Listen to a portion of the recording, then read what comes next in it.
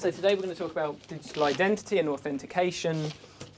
Identity when it moves on to the internet, when we start having to formalize notions of identity, when we start having to think about what identity means and how we're going to represent it using computers and using the internet and accessing various services, brings up a number of issues because we have to start suddenly dealing with something that we usually think of quite intrinsically.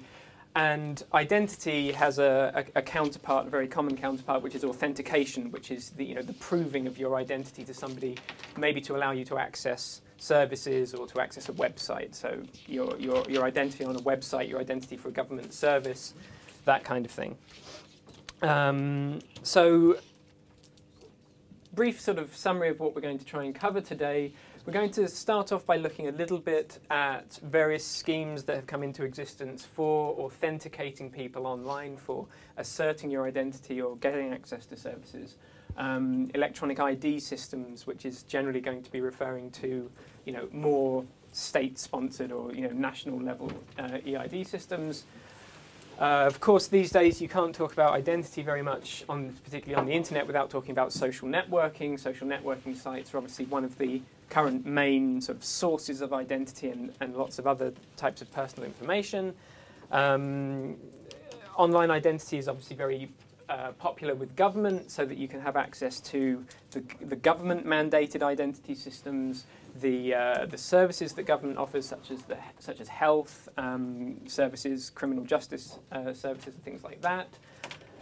When you are talking about people's identity, when you're talking about who people are and the attributes that they have and what they've been doing, then you start talking about having data about people, personal data. Now, we've already had lectures on privacy and security, so we've touched on various of these issues.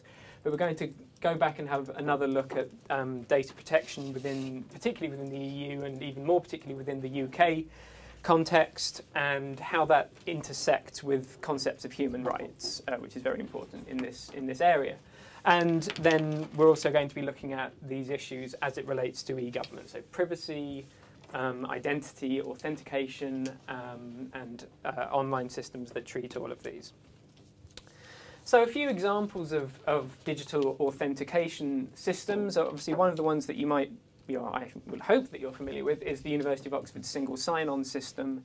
This allows you to access a variety of services, both those hosted by the university and ones with which the university has a relationship, so that you have a single identifier, your username and a password, that lets you access a variety of different services. So this is a very well, it's not the most simple identity scheme out there, but it's one of the a common model for identity schemes. This idea where you have a certain set of characteristics, you have a set of credentials that allow you to access those services, and then it handles the rest of them for you.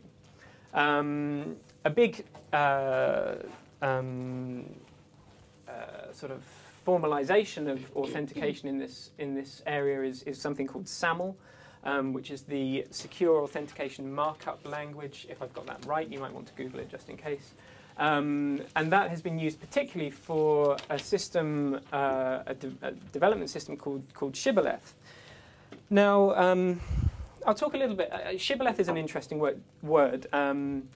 It originally comes from the Bible, the Book of Judges, chapter 12, verses 1 to 15, I think. Not that I just looked this up before I started the lecture or anything.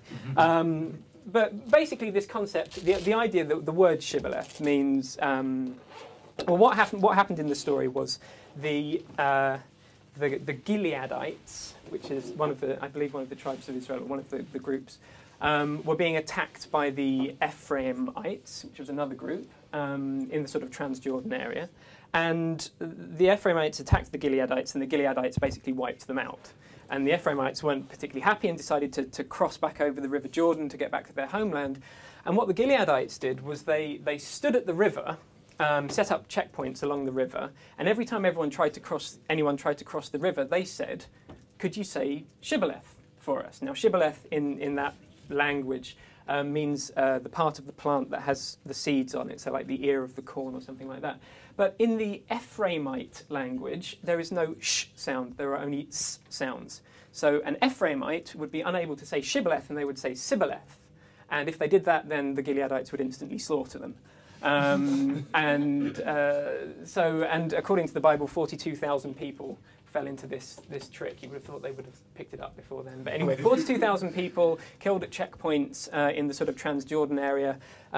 This was about 1300 BC, and it still seems to be going on right now. So things haven't changed that much. But anyway, this idea of a shibboleth is quite common. It's been used throughout history. Lots of different cultures have got shibboleths. There are various phrases that people from other languages can't say very easily. And it's been used even in military situations where literally you have to say a password. There was quite a famous one when the US had US troops in Japan, where they asked them to say a word. I can't remember exactly what the word was, but it had a lot of L's in it. And the idea was that the Japanese people often have a problem with the L and the R sound, like a difference between them. And if they didn't get the appropriate sound, then they would just open fire without even checking any further. So this idea of a password, something that presents your credentials as part of a community or a society, is often called a shibboleth. And so this is not so much the digital version of what we're talking about, but this is where it all comes from. The Eduroam system, I'm not sure if you have access to Eduroam. I guess you do. I'm seeing nods. Eduroam is actually a very interesting system. It's incredibly useful if you're traveling around, because for those of you who aren't familiar with Eduroam, it allows you to log on to university networks to gain access to university campus Wi-Fi around the world, using credentials from your home institution. So, I was in the University of Darmstadt in Germany a few weeks ago, and I logged on. I saw that there was an Eduroam connection. Logged on with my University of Oxford credentials, and bang, I can use their internet. The interesting thing about Eduroam is this sort of federated aspect, whereby the Wi-Fi is set up, it is operated by the institution that is there, but they verify your access credentials with a sort of centralised identity server that allows you, as somebody who is not part of that institution, still to check your identity and use some of the services. There are also some very interesting privacy aspects in Eduroam, in that you are, within reason, relatively anonymous when you're using it, and any problems that you cause or any acts that you weren't supposed to perform on Eduroam actually get passed back to your home institution to be dealt with. The institution you're dealing with won't be the ones that deal with it. So it's a very interesting. If you go and have a look at how Eduroam was set up, it's actually quite an advanced sort of federated identity management system. So probably one of the most widespread ones today is the Facebook Connect system. I'm sure you've seen websites where you go along to the website, and rather than having to log on, create a new user account, set up a password, they just say connect to Facebook, and it will pass you off to Facebook. You identify yourself to Facebook, you grant access to the new system, and then it has access to certain elements of your profile as defined. And to some extent, this is one of Facebook's big future business plans, is that they would become the universal identity provider. And various people have tried to do this. Google are trying to do it. Microsoft had the Microsoft Passport that was an early attempt to do this, an utterly failed attempt to do this. But this idea of a centralized identity server that provides you with access to other services is very common. It's very popular. Lots of people think they can make it work. OpenID is one of the other big players out there that was originally set up by some of the big blogging websites. I think it was LiveJournal were quite involved with setting up OpenID. And this is a similar idea where you have a centralized, not so much centralized, but you have an identity that is maintained by an identity provider, and that identity provider can let you gain access to other sites with which they've got a relationship. So if we're talking about identity, if we're talking about personal data, then these different parties have access to it when you gain access to their services using your identity. So if you have appropriate tools, if there are appropriate mechanisms within the identity schemes that you're using, then you can manage control of your digital identity. The people with whom you are directly corresponding, so say your identity provider, are typically constrained by contract law and data protection laws certainly in the UK and the EU. But something that needs to be thought about, or we need to think about, is what control should users have about third-party representations of your identity. So when you have a relationship with Facebook and you have given a certain amount of data to Facebook, but then you say install a Facebook app, and that is, using certain aspects of your identity, using aspects of your data, personal data in your Facebook profile, the situation becomes a lot more complicated about how you can have control of that. At the legal level, what control is there? Well, there's certain elements of data protection, but also simply at the technical level, how can you see what this application is doing with your data? How can you control what this application is doing with your data? How can you detect if it's doing something bad? So when we talk about identity, privacy, this phrase, a reasonable expectation of privacy, turns up. And here's a relevant example, I'm sure, to all of you. I'm sure none of you would do such a thing. But there's a tradition, or somewhat of a tradition, amongst students in Oxford to have a sort of somewhat of a party when you finish. You'll get your exam results, and they tend to sort of throw flour and eggs and things like that all over each other. And this has been slightly frowned upon, because not so much because it any sort of reputational harm, but because if you're in a halls of residence or university accommodation, you're throwing flour around, then somebody's got to clean it up, and there's a cleaning bill and this kind of thing. So, but what happened was a number of Oxford students were engaged in this, and photos of it ended up on Facebook. And within the university, some people looked up these students' profiles on Facebook, found evidence of this going on, and the students were fined a certain amount of money. It wasn't very much, but I can't remember exactly how much. But whose fault was this? What's the issue here? Where certainly some people would feel that privacy had been violated. Some people would feel that this was not a reasonable thing for the university to do. Some people would think it's perfectly reasonable. But when we start looking at where to lay the blame, was this the students' fault because they didn't appropriately protect these photographs? These photographs went up onto Facebook, they were publicly available, somebody looked at them and they got the negative consequences. Do we just say, well, that's your fault, you should have protected your data more effectively, you should have been more careful? Or is this Oxford's fault for snooping around in an area that is supposed to be private? Even if they could somehow get access to the information, was there an expectation of privacy? Did these people, even though they didn't have proper privacy protections, was this sort of unwarranted snooping? Or was this Facebook's fault? Because when these people uploaded these photos, should there have been some kind of default that that protected their privacy by default? So there are these three sort of potential parties where we can lay the blame, and I wouldn't say that any one of them is the correct answer, but we can talk about where that blame might lie. So just a couple of opinions on this kind of thing. The Article 29 Working Party, there'll be a couple of quotes from them in the course of this lecture. Now, the Article 29 Working Party are a group of representatives of the data protection authorities within Europe. So every country, every state within Europe has a data protection authority who is charged with overseeing and maintaining the data protection laws, or the laws to some extent. And they each have a representative on a centralised panel, which is called the Article 29 Working Party. And their comment on this is that social networking sites should ensure privacy-friendly and free of charge default settings are in place, restricting access to self-selected contacts. So what this is saying is when you log onto Facebook and you upload a photo, by default it should be private to avoid this kind of problem. And this sort of free of charge is saying privacy should not be a sort of added extra that you pay for. Privacy should be there by default. Now, the Office of the Canadian Privacy Commissioner, who are very sort of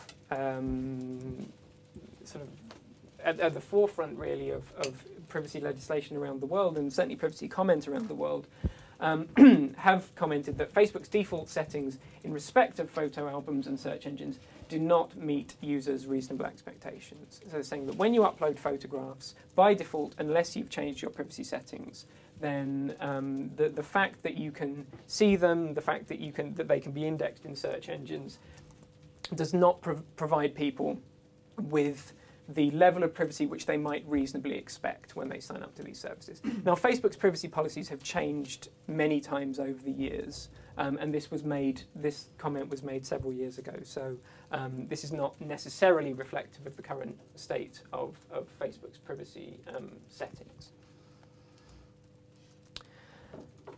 When we are talking about Facebook, one of the most common ones now is tagging people in photographs, and this is becoming more and more automated, more and more In fact, the Facebook user verification system now, if you log in from the wrong place and they want to put you through a test to see if you are who you say you are, you will often get photos of your friends, and you have to identify your friends. So because these have been tagged, and so what they do is they show you a picture of somebody and say, which one of these 4 people is this photo, and you have to click on the right one several times to be let in. So it's certainly a useful thing, but what we see now is that people are being tagged in situations where they wouldn't want to be tagged. The Oxford student in the previous example with flour being poured over his head, if I remember rightly, that wasn't actually on his Facebook account. It was on somebody else's Facebook account. So you can understand this situation where you are the person in a compromising position, the photo gets uploaded to another account, and you are the one who is tagged in that photograph. This obviously is to some extent a violation of your privacy, and so we need to know who makes the decision. Who is allowed to tag you? Should you have to approve a tag before it shows up on something like Facebook? Because what you tend to get now is you have been tagged in a photograph, and you can remove that tag. But there's certainly an argument to be made for the fact that you have been tagged in this photograph. Do you approve this tagging? Do you want to show that you are the person in this photograph? Interestingly enough, my brother takes the approach of going on holiday to amazing places and tagging me in the photo just to rub it in. And I certainly think that I have a right not to have that happen to me. But yes, again, we can see here the Article 29 Working Party. Users should be advised by social network services that pictures or information about other individuals should only be uploaded with that individual's consent. So this idea of control over data that I've talked about before with respect to data protection, if it is a photograph of you, then that is your data. Obviously, when it's a photo of many people, that becomes a more complex issue. But if you take a photo of an individual, then that is their information to some extent. You are revealing information about them. So, delving further into Facebook, applications. Very common, very popular. The latest figure I could find, I tried to find a more recent figure than this, but as of October 2010, there were over 550,000 active applications developed by ordinary users or commercial companies that develop this kind of thing. But what has been found in the studies of this is that a large number of them, to some extent, will read and have shared your private data from your profile. So when you install these applications, you are warned, this will have access to this part of your profile, that part of your profile, this part of your profile. But very few people read this, very few people understand this, and even fewer people are likely to cancel the installation of an application just because they're a bit uncomfortable about the bit of data that it's accessing. So a couple of colleagues of mine at the Cambridge Computer Lab have done this study with Android applications, and they found that almost no one will look at the warnings and stop installing the application. You want the application, you go to install it. Oh, it needs to have complete access to all my profile and my contacts list. Oh, all right then. I'm sure they won't do anything wrong. Well, there have been various cases where this has been shared with third parties. This can be monetized, that kind of thing. And another very simple one is this aspect of the way that the web works. When you browse the web, when you click on a link to another website, then that website gets what's called the referrer URL, which is basically the new website that you visit says, this is where this person came from. This is where they clicked on the link. This is part of the basic way that the web works. This isn't a Facebook thing. But when you do start clicking on links, likes in Facebook, that kind of thing, when you visit, when you leave Facebook, when you leave that site, then there is a certain amount of information revealed about where you came from, the fact that it was your Facebook profile that followed that link. So this idea of the referrer URL is an issue for Facebook, but also it's also an issue for wherever you're browsing on the web. And taking it beyond your own personal actions, one person's consent can reveal personal data about other people. You know, if somebody clicks on an application and it gives access to their full contacts list, then you revealed information about other people in their contact list, potentially the relationships between them. If it's accessing your photographs or your likes or your statuses, they can potentially see to whom you're sending messages and who's sending messages to you. So this is always, as with many privacy issues, this is much more complex than just your individual actions. You have to also worry about what your friends, what your partners are doing. I don't have a Facebook account. My wife has a very prolific Facebook account, and there is a fair amount of information about me in Facebook just based on what my wife does. And so I'm not in a position to say that she can't use Facebook. I would be sleeping on the couch for the next 3 years. But this idea of, you know, your actions, your activities. If my wife is going away for 4 days to visit her parents in Lincolnshire, there's a good chance that I might be with her. So this is potentially revealing information about my activities. So again, the Canadian Privacy Commission, the Office of the Canadian Privacy Commissioner, Facebook should be doing much more to ensure that meaningful consent is duly obtained from users when developers access their personal information, and technological safeguards that will not simply forbid but effectively prevent developers' unauthorized access to personal information that they do not need. And one thing I'd like to pull out of this is this idea of meaningful consent. We hear a lot about informed consent, but this is something meaningfully say no to, that people could understand. And also, I mean, to some extent, this can extend to things like if you want to disable certain parts of an application. If an application is requesting access to your location, and then you can argue that you should be able to say, no, I don't want it to access my location, which might cripple the application's functionality, or it might reduce the application's functionality, but it shouldn't necessarily be an all or nothing proposition. You know, perhaps I'd be willing to use the non-location features of an application. So I've already mentioned Android. I'll go over it again. The same is true for Apple's iPhone, iOS as well. But when you install an application on Android, they are required to present you with a request for the different types of information that they're going to access. So if they're going to access your GPS connection, they have to say that. If they're going to access your phone book, then they have to request that. It's relatively coarse-grained, which is something that it's annoying in one sense, and it's perfectly reasonable in another sense. In one sense, they say we're going to access your location data. They don't say what they're going to do with it. They don't say how often. They don't say what for. But if you gave people a long list of everything that the program's going to do, then nobody would read it because nobody reads it anyway. Has anyone here read one of these when they've installed an application? Mm-hmm. Has anyone here not installed an application because they didn't like what it was asking for? Yes. Oh, look at you, you're lovely. Wonderful, you all pass.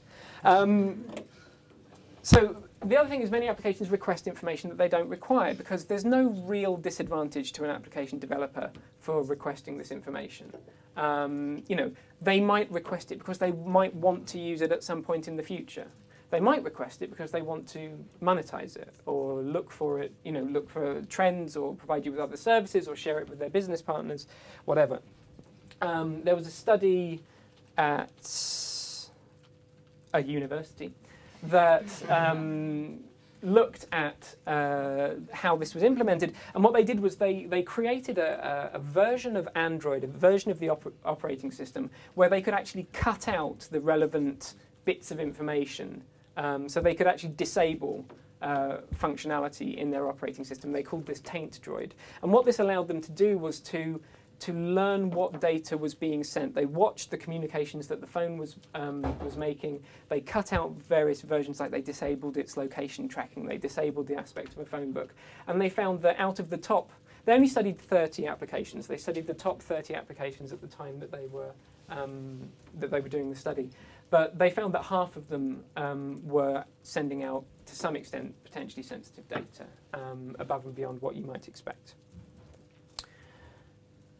And as I said, iOS, Apple is in a much similar situation.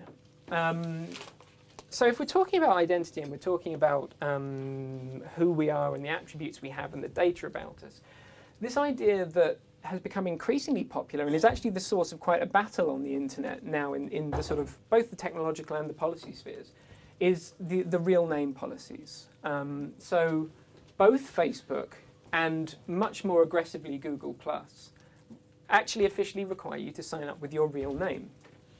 And as I said, Google did this quite aggressively, particularly when they started up the system, and they sort of shot themselves in the foot by doing this because they had various people. They opened it up to the tech community, for want of a better word, where there are a lot of people who work under pseudonyms, who work under sort of online handles, and these people were finding that even though the entire community knew them as Super Hacker 123, they were being required to sign up with their real name, which was in many cases meaningless.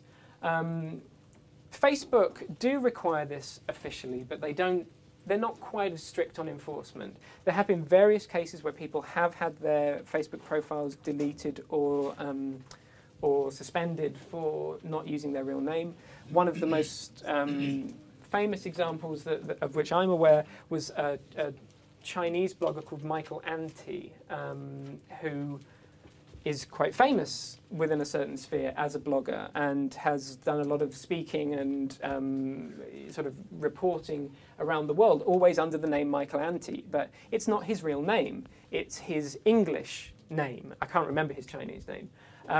But he had his Facebook account deleted, along with, so certainly access suspended to all his contacts, all the friends that he was messaging, getting information from, because they said, this isn't your real name.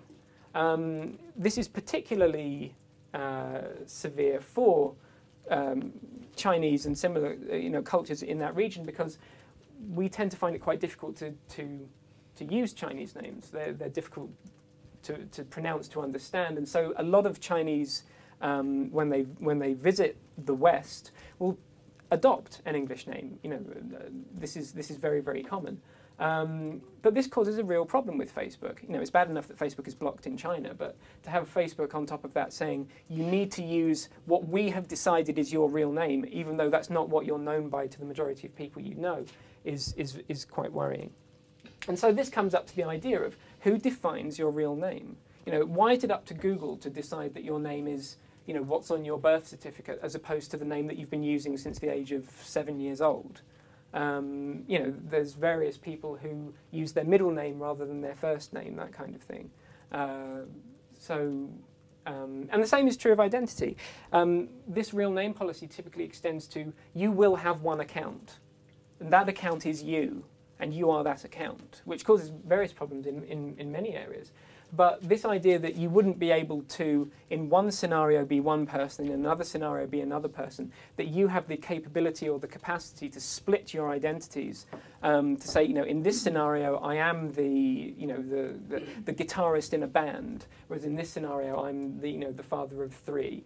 This is, something you may want to keep these separate for your own sanity, your own peace of mind, and to keep your social networks separate. So this is a very thorny issue, and this idea of companies increasingly trying to be the identity provider, which means that you have to have the identity that you are with them, is ongoing. So we're talking about the internet, we're talking about, to a large extent, the web, which is a broadcast medium to some extent. It's something that is out there and open and everyone can access it.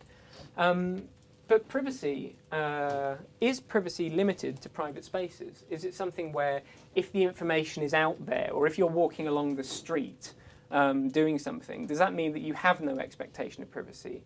There have been various CEOs of tech companies who've said, you know, privacy is dead, get over it, this kind of thing. That was Scott McNeil of Sun Microsystems, I think.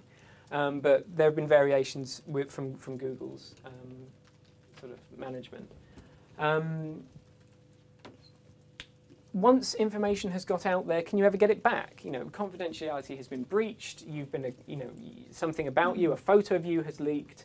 Can that ever be brought back? Can that ever be brought back? Well, the answer is no. You know, once information is out there on the web, it's out there. I sort of personally was giving advice to a barrister last year because a client of his had her mobile phone stolen with some compromising photos on it. This isn't something that she'd sent to people. This was actually something that she had on her phone.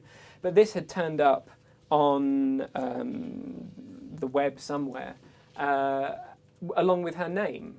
And apparently, I'd never learnt her name, but apparently it was quite a sort of unique name, and she was worried, and she was trying to get an injunction to have this taken down. And he was saying, well, how can I get this off the web? And you know, the easiest response I could say was, well, you could turn off the web, because that's basically the only way you're going to do this once information. Well, I mean, turn off the web. It was up on BitTorrent, so you know, you turn off the web, it doesn't do you much good. But he was saying, you know, can we block it? Can we get an injunction against UK ISPs to block this this particular website? And I was saying, well, it will turn up on another website. Can we get them to block this image? Well, it will turn up in a zip file somewhere else or some other collection of images. You can't effectively do this. In fact, the best policy is to hope it goes away, because there's the very well-known, the term that is often used is the Streisand effect. I think I've mentioned this before, where if you try to filter information, if you try to suppress information too aggressively, it becomes a cause for some people to make that famous, and people get more interested. So it's very difficult once confidentiality has been breached, and the only reparations you tend to be able to get are of the financial sort. And we've seen that recently with the child abuse scandal that's been going on with the BBC recently. Can sensitive personal data be de-identified and published? Well, this is a very, very thorny issue.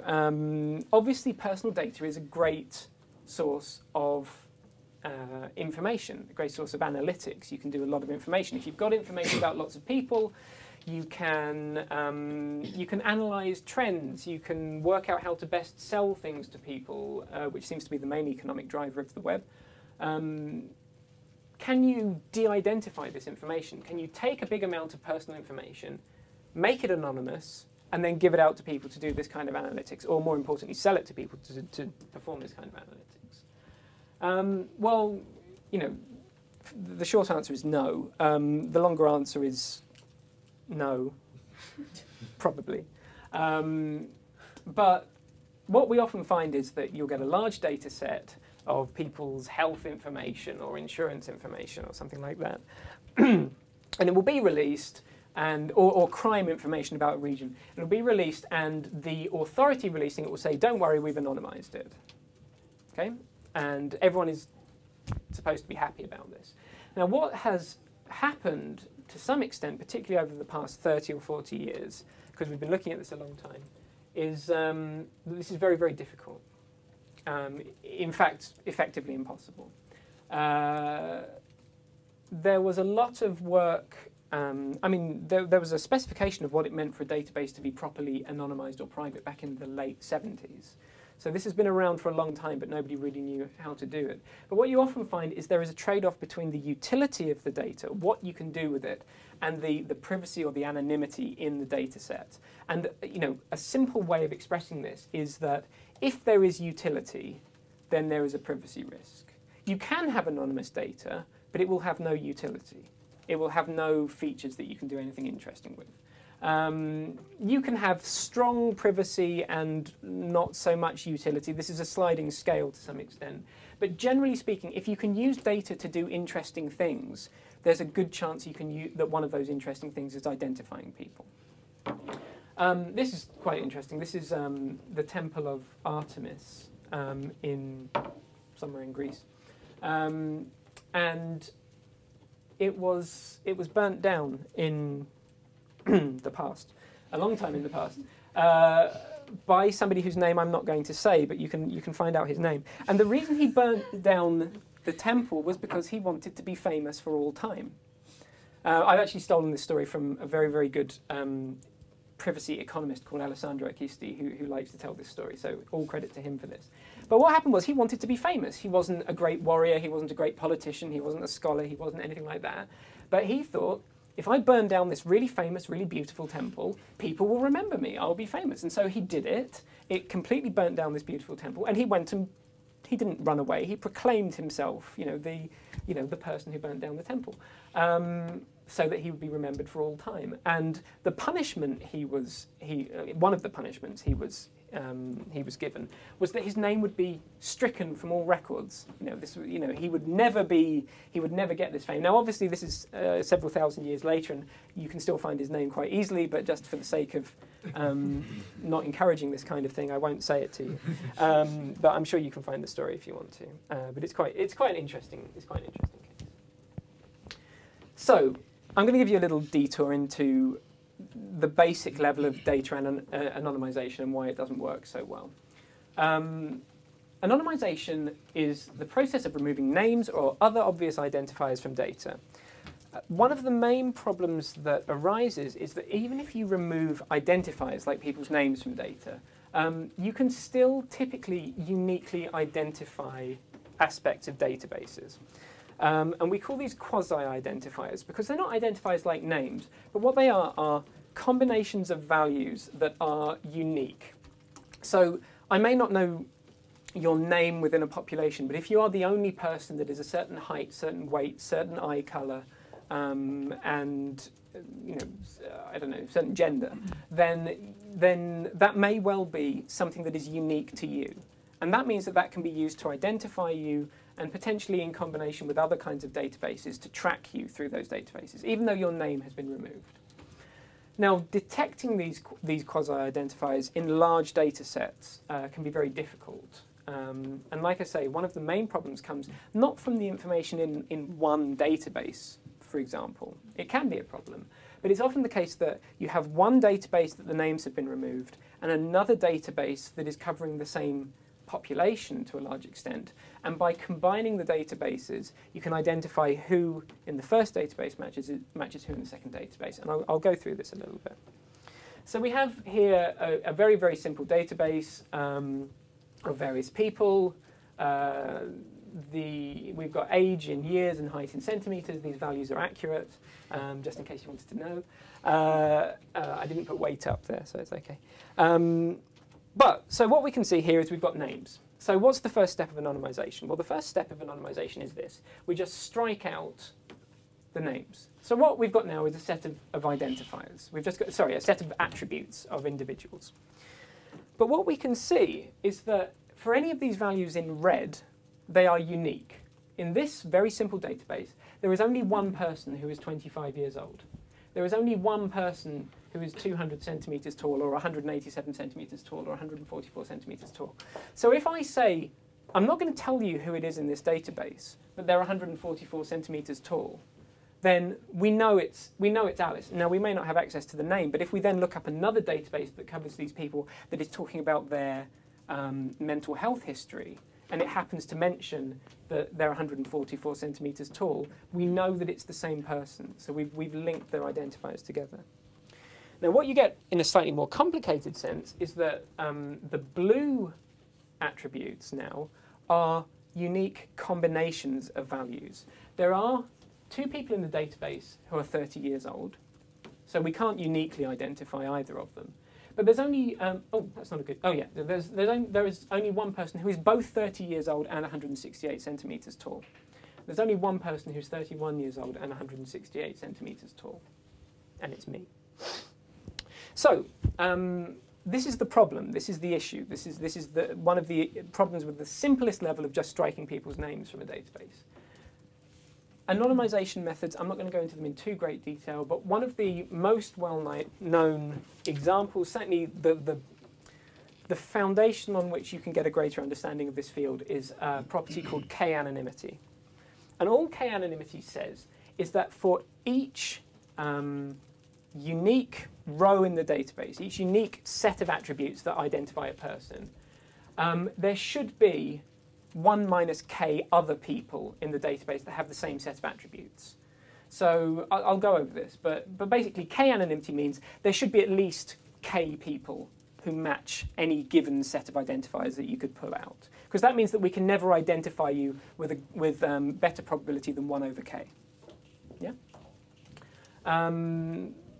So if we look at our example here, then what we can do to achieve this is we can squash some values together.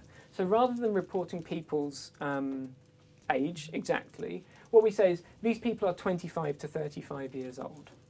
And these people are less than 180 centimetres tall, and these people are greater than 180 centimetres tall. So these 2 people, you'll never be able to tell the difference, and these 3 people, you'll never be able to tell the difference. But what you can already see is that we've lost some of the utility of this database. Yeah? We've improved the privacy, but we've lost some utility.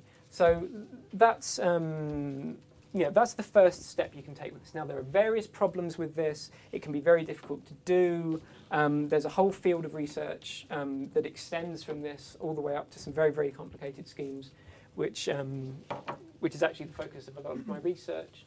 But this k-anonymity problem is not hypothetical.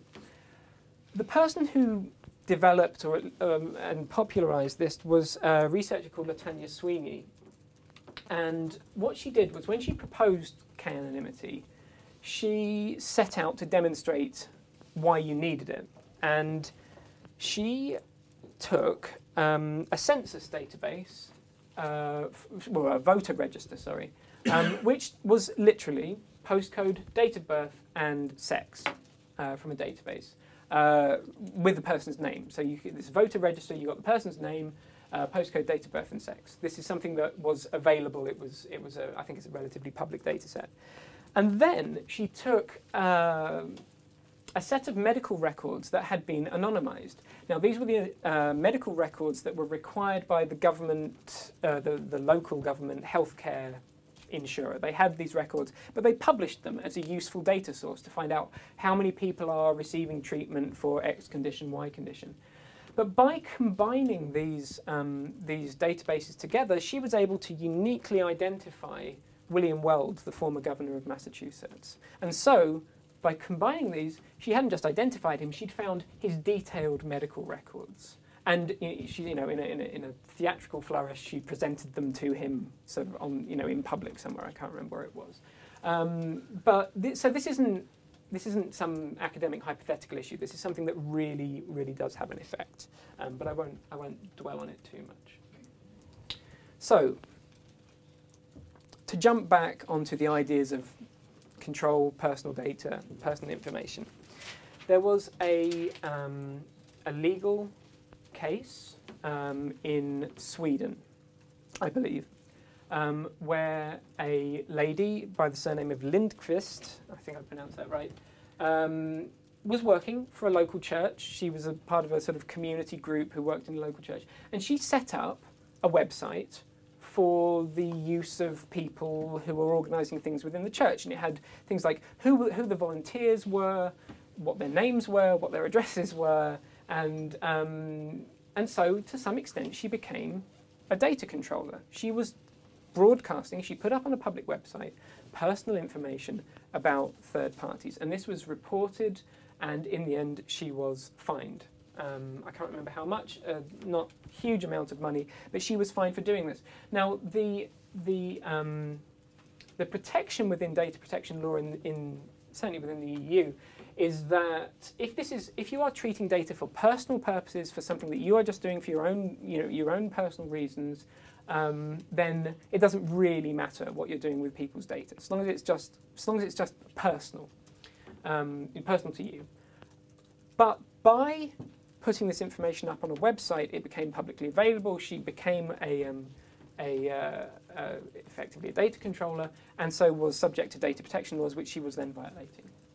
So again, an Article 29 Working Party statement that's relevant to this is when access to a profile is provided to all members within a social networking site, or if the data is indexable by search engines, access to this information goes beyond the personal or the household sphere, and so you need to have proper data protection in it.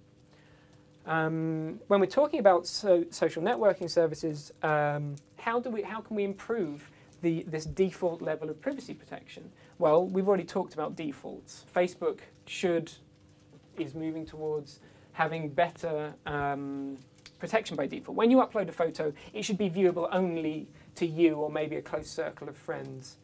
I would argue it should only be viewable to you until you explicitly choose a group of people to send it to, but that's debatable. Nudge is a similar concept whereby when you perform actions, you are continually nudged towards the more privacy-friendly version of doing things. So you have to make explicit choices to share data, that kind of thing.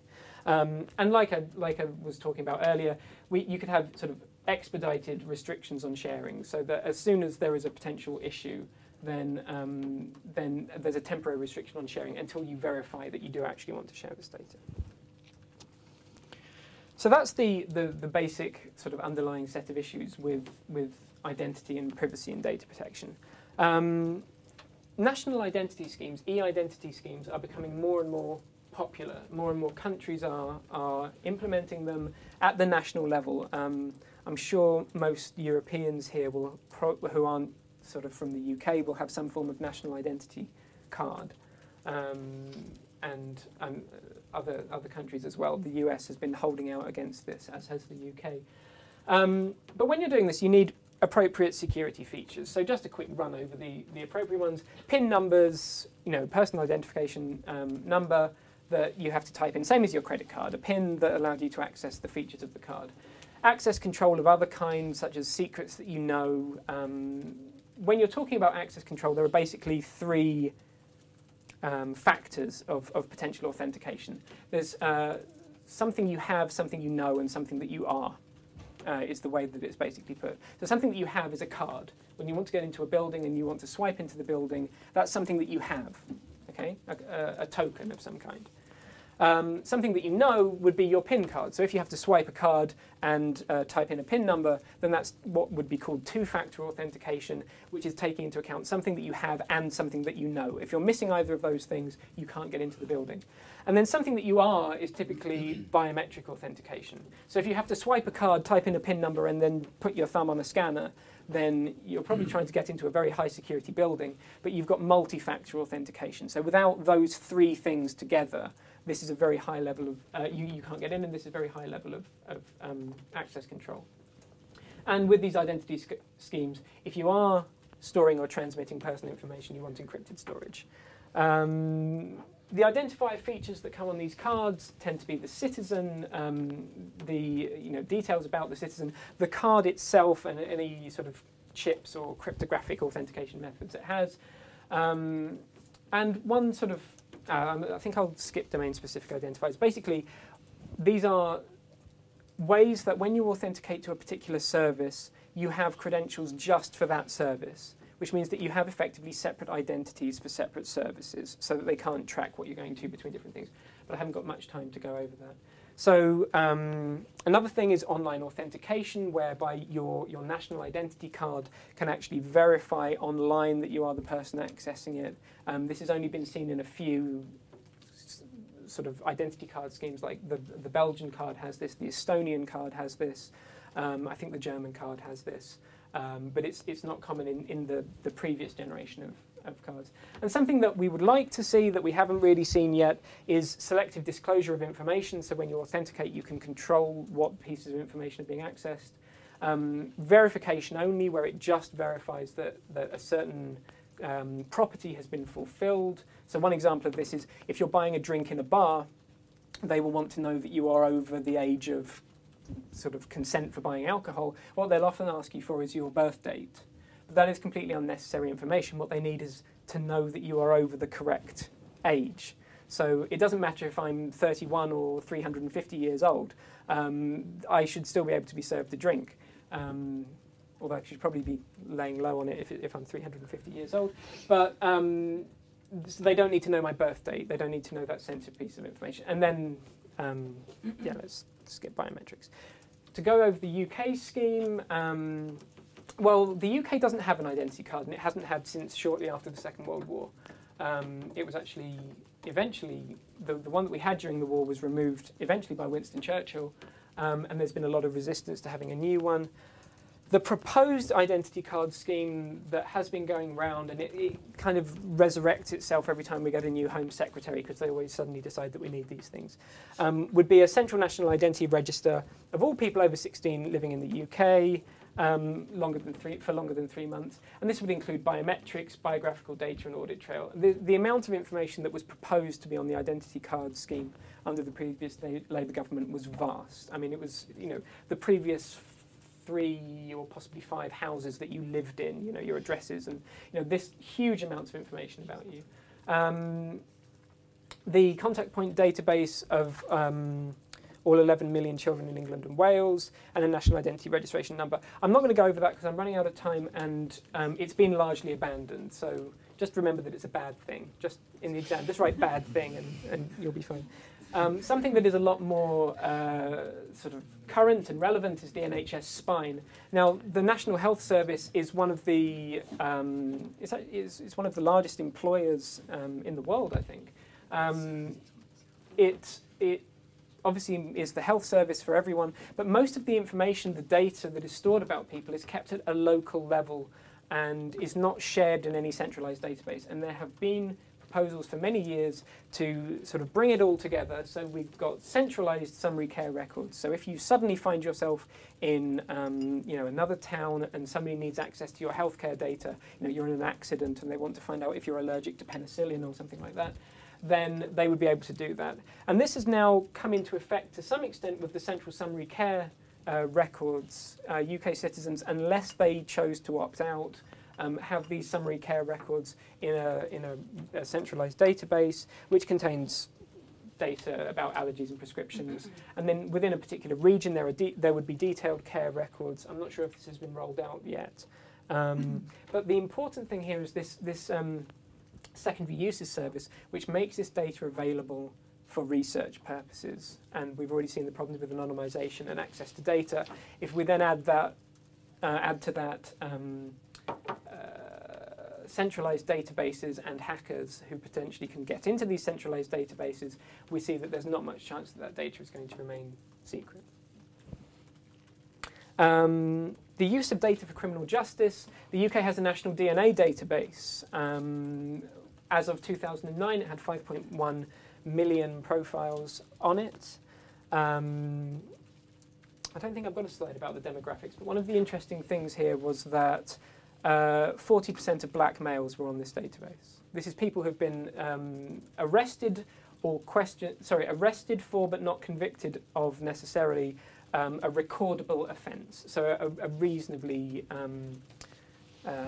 suspected of a crime that wasn't completely trivial, that wasn't just a small civil penalty. So you wouldn't get your DNA on the database for speeding on the roads. But if you were suspected of, say, theft, then you would be. But this is if you are questioned for one of these offences. I should verify that actually.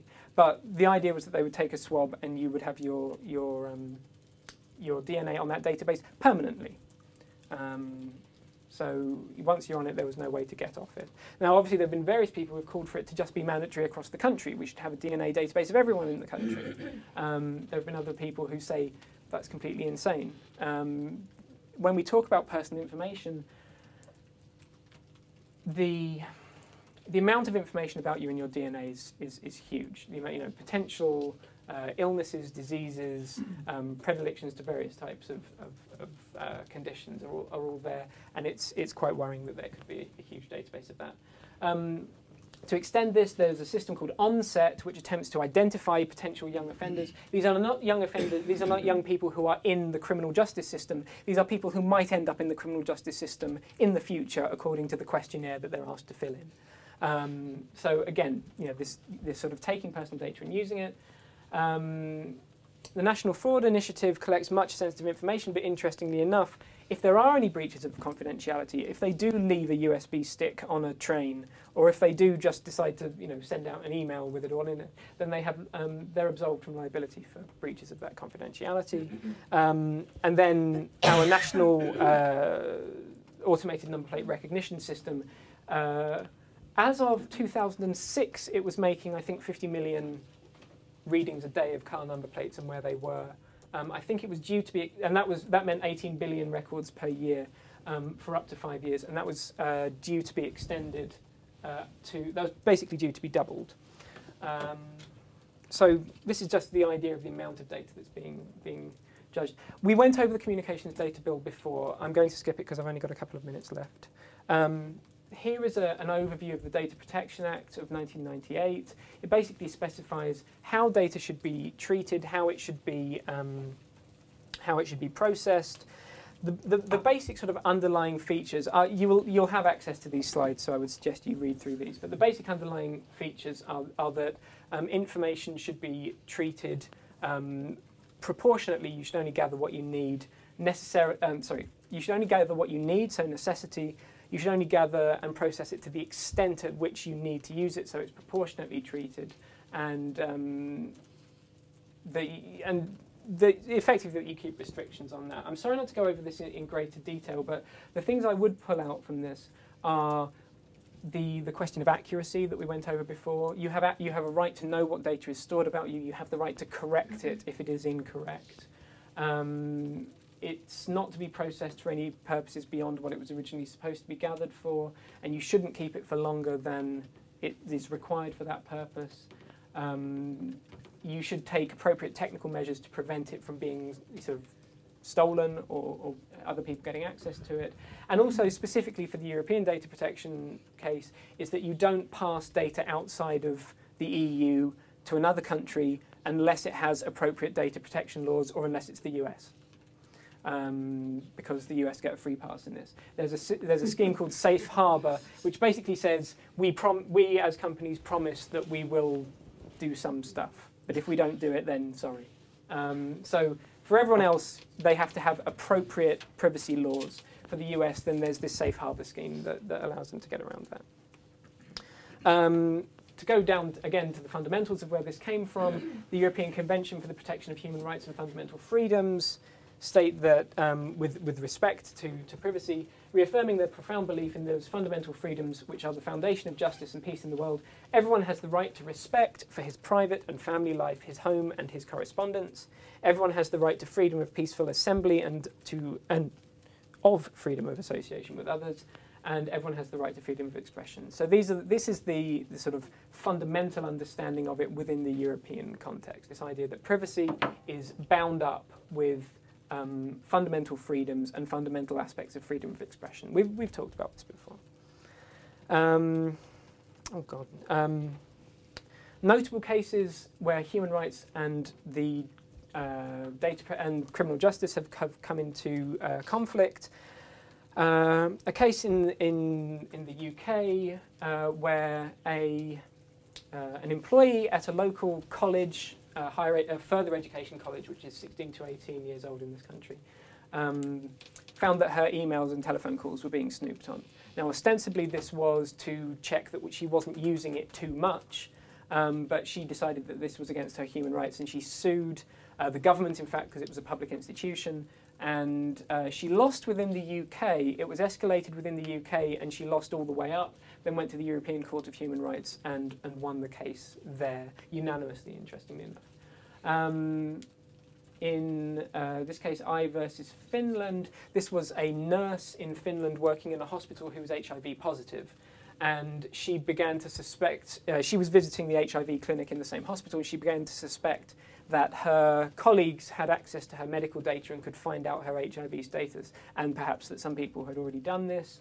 And it was found that the hospital did not have adequate measures either to track access to healthcare records or to prevent her colleagues from finding out her healthcare data. So again, she was awarded a settlement based on that. So this requirement for restrictions on data. And a case in the UK relevant to the National DNA Database was a couple of people who were arrested but not charged with a crime, who found that their DNA would then be on the national DNA database for the rest of time, who sued the government in order to prevent this from happening, and again was rejected all the way up within the UK, but at the European Court of Human Rights it was found that this was an unreasonable usage of their data, and the UK government has now been forced into a situation. It's still ongoing how this is going to be resolved, but basically if you are arrested or questioned in response with relevance to a crime, I should be careful about the question parts. Let's say if you're arrested as a suspect in a particular crime, your data will enter the database, but it will be deleted after 5 years if you are not convicted of that crime. If you're arrested for a serious sexual crime or a sort of national security crime, then your data goes onto the database forever, even if you weren't convicted of it. So it's been restricted. It's not just everyone ends up on the database. It's now your data will be deleted eventually. But when these standards were applied, there was a study in 2009 by Ross Anderson of Cambridge Computer Lab, and Ian was involved with this as well, that found that of 46 major UK government databases, only 5 could be said to meet these requirements.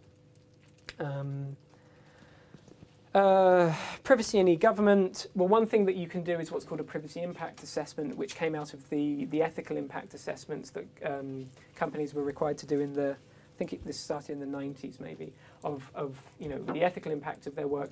Privacy impact assessments basically say, what are the effects on privacy and can we do things to alleviate these before you make the policy, before you implement the system. So this idea of building privacy into a system from the beginning and at the policy level. Guidelines for this: sensitive personal information should only be kept locally. Where possible, it should be kept locally, and it should only be shared explicitly for a specific lawful purpose. And various topics here: privacy by design, which designs it into the system at the beginning; data minimization, which talks about only gathering data that you really, really need; and then privacy enhancing technologies, which are various tools that can potentially help you with data minimization by showing you that you can do more with less data.